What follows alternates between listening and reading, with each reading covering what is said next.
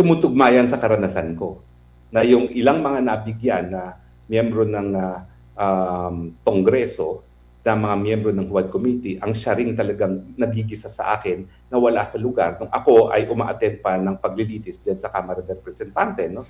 Huwag natin kalimutan, 3 beses naman ako na tagsa 10 oras na umattend dyan, at nung pang-4, minabuti ko ng huwag sumipot dahil alam ko naman na wala naman sila talagang gustong gawin kung hindi magkaroon ng case build-up laban sa akin, at wala namang kinalaman talaga sa investigasyon sa Pogo yung mga tanong nila sa akin. So ngayon, malinaw na malinaw pa sa sikat ng araw, kaya yung mga walang yan nagtatanong sa akin na nais akong gipitin, ginagawa yon dahil may kapalit na kabayaran. Wala na talagang honest to goodness investigasyon, binayaran sila, nagtanong sila ng mga tanong na binigay sa kanila, dahil kung maalala nyo, kung i-review yung mga footage habang ako'y tinatanong, wala naman nagtatanong na hindi bumabasa sa papel. So kumuha pa sila ng abogado para magkaroon ng mga question na ibabato ng mga congressman, at ang trabaho ng congressman kapalit ng pera ay itanong at talagang sirain ng pangalan ko, sirain ng pangalan ni Inday Sara Duterte, at siraan si Presidente Duterte.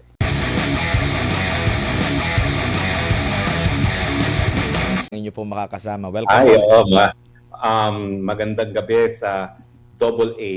Opo. At magandang gabi sa buong Pilipinas. Opo, unahin lang natin kasi katatapos lang nitong balita. Ano po ang narinig ninyo? Ano po yung masasabi ninyo na ganito yung treatment na imbis na imbestigahan yung itong mga mismong information, kasi nakita ko rin yung sa affidavit nila, merong mga pictures din eh. Merong mga resibo silang ibinibigay, pero instead na imbestigahan, pakakasuhan yung mga mensahero agad-agad, attorney. Ano masasabi niyo po? Well, talagang nakakaabala yan, no? Kasi ito naman ay isang sinumpaang saraysay. Alam nila, lahat silang 18, na kapag sila'y nagsisinungaling, pwede silang patawan ng parusang pagkakakulong kapag sila'y nagsinungaling sa isang notaryadong instrumento. So meron yung presumption na nagsasabi sila ng katotohanan, dahil hindi naman talaga sila pipirma na isang notaryadong dokumento na alam nilang puro kasinungalingan lamang.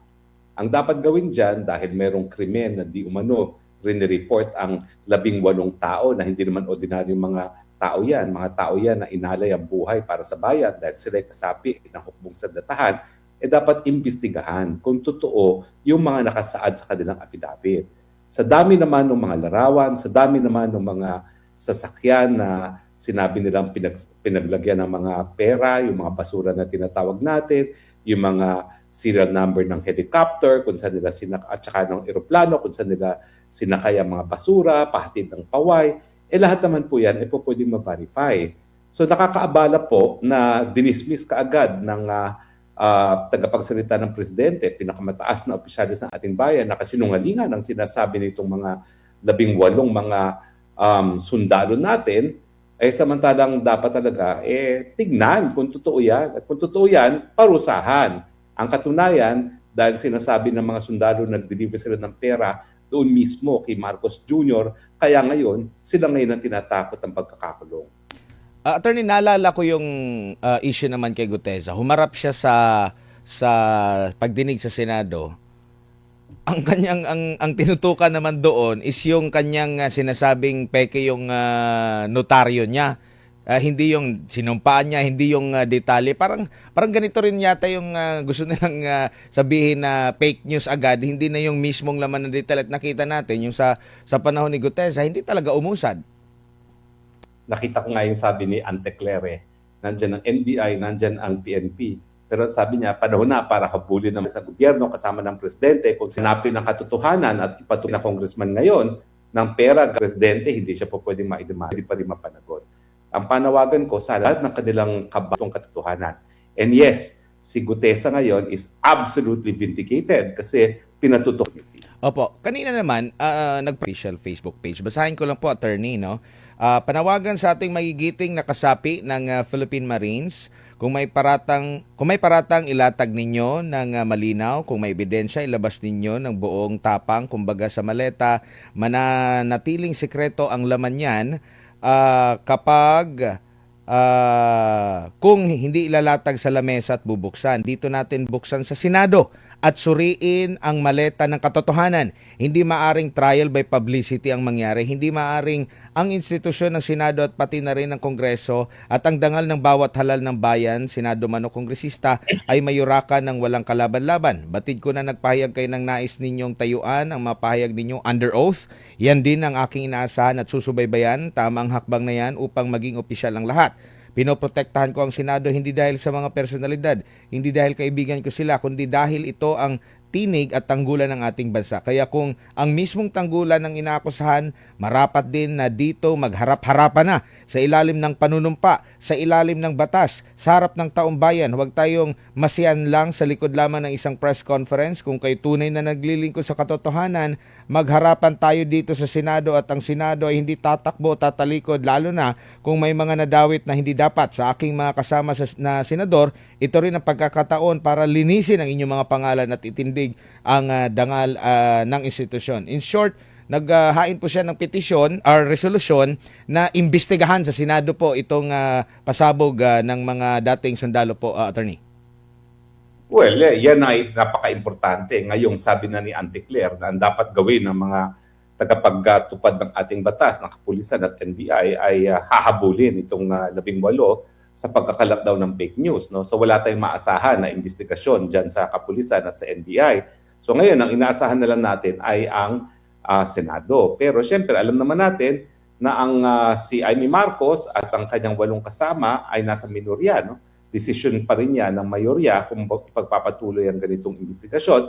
At dahil talagang itong pangalawang pagkakataon na nadawit ang direkta ang pinakamataas na opisyalis ng ating bayan, si Marcos Jr., talagang I anticipate na gagawin nilang lahat ng mga taga-administrasyon para pigilin ang investigasyon dyan sa Senado, gaya ng napipigilan talaga nila ang honest to goodness investigasyon dyan sa flood control scam. Opo. At nakikita nyo po ba, pressure ito sa liderato din ng Senado? Kumbaga kung hindi nila papayagan, matatag sila na talagang pinagtatakpan ninyo. Kung papayagan naman sila, baka maipit din yung ilan doon kasi nabanggit din yung pangalan ni Senate President Tito Soto doon at ilan pang mga senador do dinideny niya yung kanyang involvement, attorney. Well, ako, hindi ako masyadong mataas ang expectation ko sa Senado dahil nga sa ginawa ng mayorya sa investigasyon sa flood control scam, no? Na para bagang itinigil na nila nang iyan ay lumalapit na sa palasyo. No? Hindi nga nila pinansin yung siniwalat ni Zaldico na siya mismo nag-deliver ng 25% ng 100 billion na nanggaling dun sa 100 billion insertions na nanggaling mismo sa kay Presidente. No? So ako, hindi ako magtataka kung ito ay walang aksyon ng Senado, pero isipin din na lalong-lalo na ni Senate President na ang integridad ngayon ng Senado ang nakasalalay. No? Dahil nga doon sa paratang na ang Senate President mismo ay tumanggap ng 5 napakalaking bag na naglalaman ng 30 to 40 million each. No? So minimum 200 million ang di umano'y dineliver sa kanya, kinakailangan na masiwalat ang katotohanan. Dahil pag hindi, isipin ng tao, totoo talaga nangyari yan. At masisira ang imahe ng buong Senado as an institution, hindi lamang ang Senate President. Opo, dito naman tayo sa issue po ng ICC. Kasi may paratang din yung mga dating sundalo na nagsundo sila, mayroon silang pinalit sa dolyar dito para magastos daw. Nabanggit nga yung pangalan din ni dating Senador Sonny Trillanes. Sa patakaran po sa paghahain, pag-iimbestiga dyan po sa ICC, kapag napatunayan na ganito yung nangyari, mali po ba ito sa proseso? Considering matagal na rin tayo na tumiwalag at mayroon pang pronouncement na alala ko dati, attorney, sinabi ni yung first part pa ng administration ni Secretary Boyeng Rimulya, hindi pwede, aarestuhin ko yan. Pero 'di ba nung panahon na nandito ka pa, nababanggit natin din sa programa na sinasabi mong nandito na yung mga taga ICC at nag-iimbestiga na nga at which is nakwento dito sa kanilang affidavit po, attorney. Meron bang dito magiging butas yung magiging kaso o itong kaso ngayon ni FPRRD dahil dito sa ginawa ng taga ICC sa pag-iimbestiga? Napakalaking butas yan. In fact, iskandalo yan. Kasi kahit anong anggulo mo tignan, mali yung mga sinasabi ng mga sundalo na tumanggap ng sasakyan, ng hotel, ng pagkain, at posibleng may tumanggap pang pera ang mga investigador ng ICC. Unang-una, kung totoo yan, yan ay korupsyon sa panig ng mga empleyado ng ICC na makakaapekto doon sa integridad ng mga ebidensya na kinalap nila na nagresulta sa pagkakakulong ni Tatay Digon at ngayon nga ay nagpatuloy na sa confirmation of charges. Pangalawa, ang ICC ay umaasa lamang sa kooperasyon ng mga estado pagdating sa investigasyon. Bakit? Kasi ang ICC, ang kanyang layunin ay itaguyod ang katarungan, no? International na katarungan. Hindi siya dapat nagagamit bilang instrumentong politikal na gagamitin ng mga ilang kalaban sa ilang mga individual gaya ni Tatay Digong. Pero yung mga sinasabi ng mga sundalo na si Zaldico bilang isang kalaban ni Tatay Digong at si Martin Romualdez ang siya nagbigay ng sasakyan, ang nagbigay ng mga testigo, ang nagbigay ng pagkain, hotel accommodations at pati na siguro pera, yan ay nagpapatunay na hindi talaga kooperasyon ng Estadong nangyari, kung hindi kooperasyon ng mga kalaban ng isang akusado. At yan ay talagang malaking dagok sa ICC dahil mawawala ng saysay yung katarungan na nais itaguyod ng ICC dahil ito ay pruweba na nagamit lamang ang ICC bilang sandata laban sa kalaban ng mga Marcos administration. Pero doon po sa sinasabi po na wala na tayo sa jurisdiction nila, kabilang po ba yun na hindi na dapat natin, welcome sila, pwede sila makapunta sa Pilipinas as turista, pero kung mag-iimbestiga at makipag-ugnayan sa kanila, bawal na yun?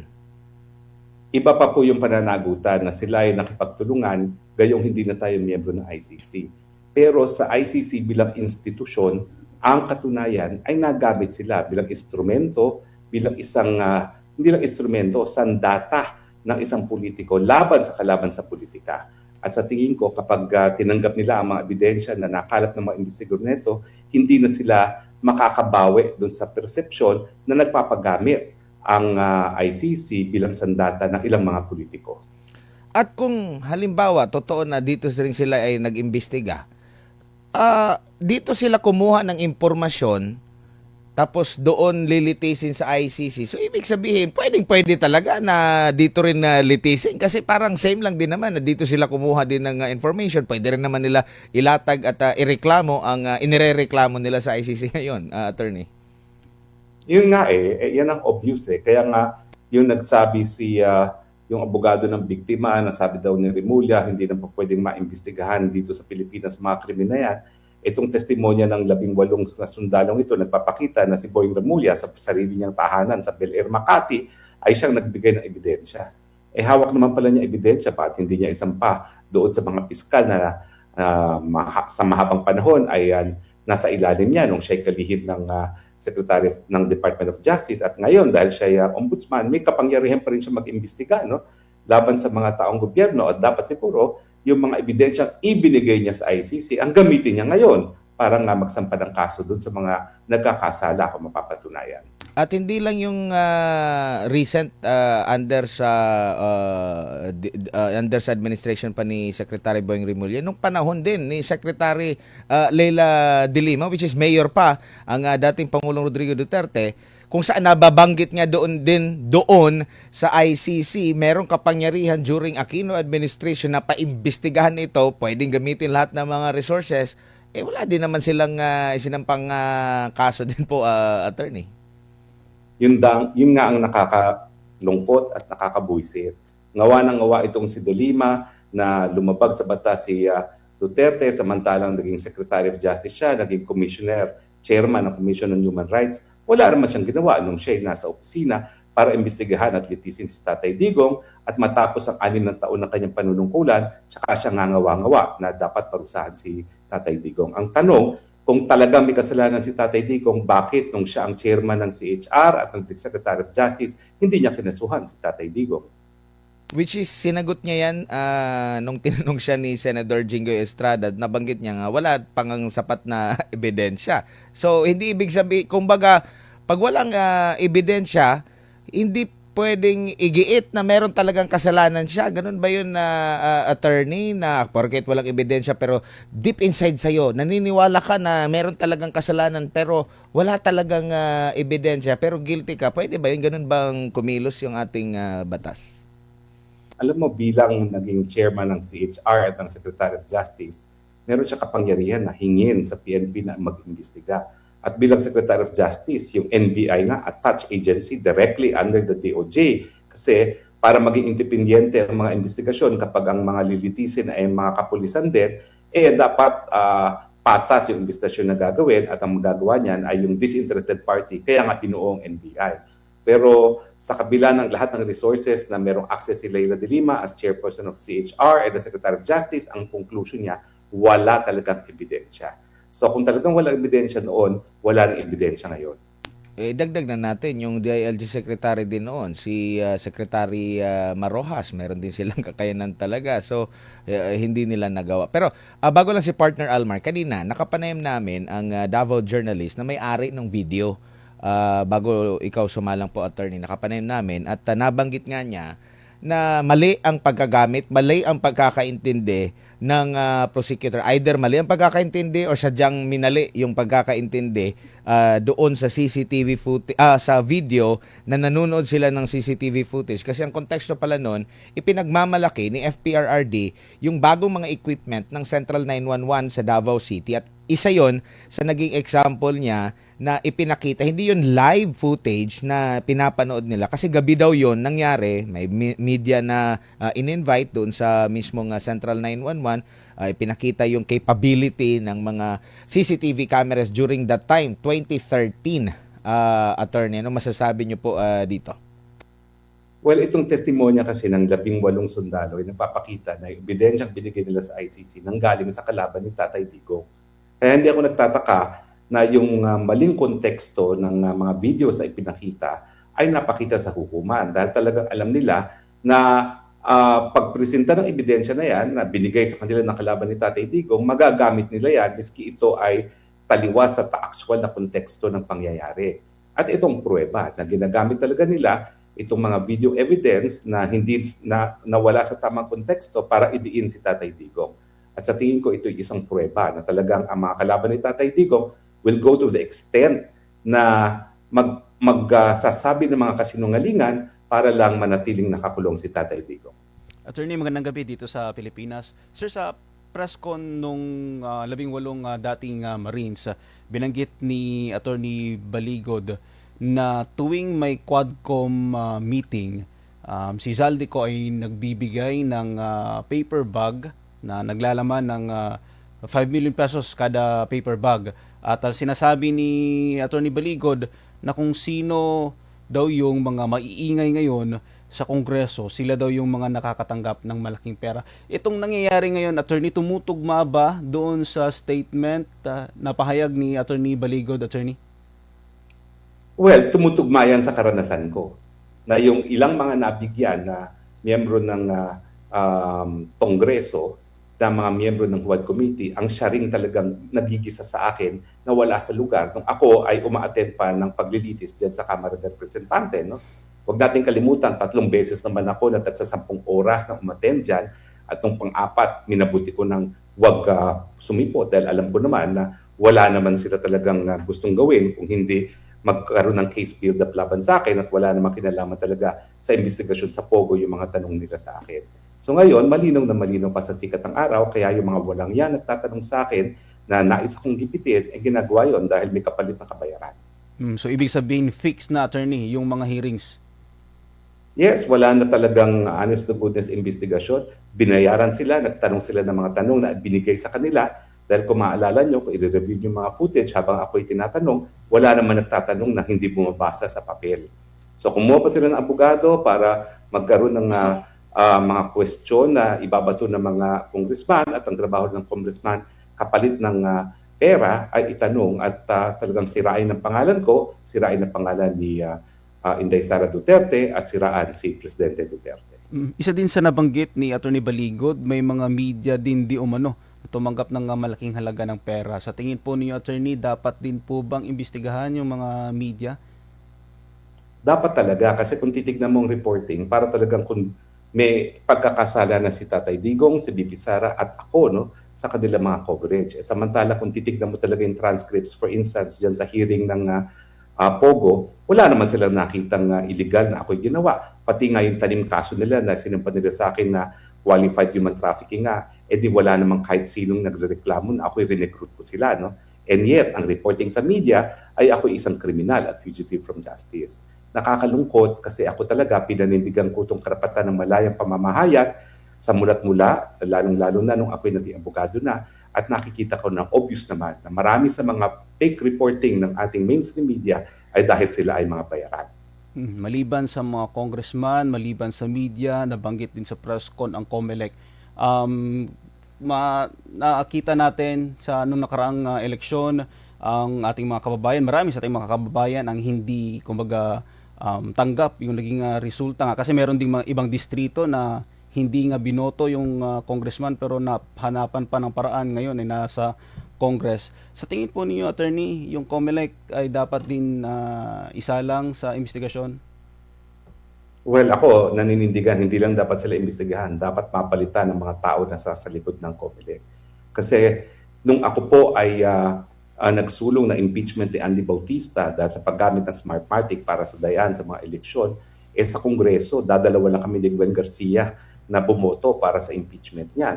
Mabuti na lang at sinuportahan kami ni Tatay Digong at nabaliktad ang desisyon at dahil dyan ay napilitang magbitiw si Andy Bautista. Pero ano ngayon ang nangyayari kay Andy Bautista? Nagtatago sa kaso ng korupsyon dahil akusado siya ngayon sa Amerika na tumanggap ng suhol galing sa Smartmatic para bilihin ang mga makina at para makaapekto sa eleksyon sa resulta ng eleksyon na gamit ang makina ng SPAC. Hindi malayo na ganyan din naman. Naipinili naman sa panahon ng Marcos administration.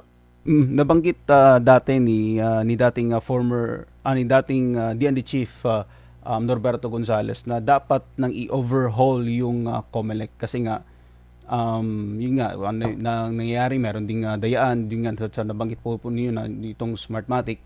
Sa tingin po niyo, attorney, napapanahon na para i-overhaul yung COMELEC lalo na ngayong darating na 2028 ang kasalukuyang administrasyon ay talagang ginagamit yung pera ng taong bayan para lang talunin yung kanilang mga kalaban sa darating na election, attorney.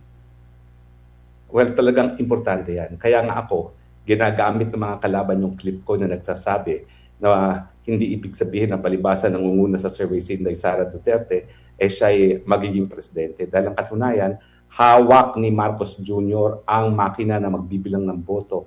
Hawak ni Marcos Jr. ngayon kung hindi ang buong COMELEC yung chairman. At ngayon nga, ang tanong, bakit ba kasi pati si Chairman Garcia ay dideliveran ng pera?